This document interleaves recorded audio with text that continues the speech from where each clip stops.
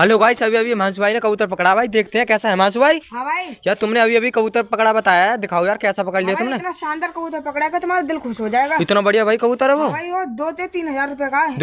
2 से 3 हजार रुपए का कबूतर है। हाँ भाई। यार दिखाओ तो यार कैसा है वो। भाई ये लाइक करते नहीं, सब्सक्राइब करते नहीं, देख के वीडियो को चले जाते हैं। देख के वीडियो चले जाते हैं ना, लाइक करते ना सब्सक्राइब। भाई जल्दी से लाइक कर दो वीडियो, चैनल सब्सक्राइब कर दो। चलो भाई दिखाओ फटाफट। भाई देखो लाल पिल का कबूतर है। देखो भाई लाल पिल का कबूतर बताने, ये देखो भाई, छोड़ के दिखाते हैं। ये देखो छोड़ के दिखा दे। ये देखो ये पकड़ा है।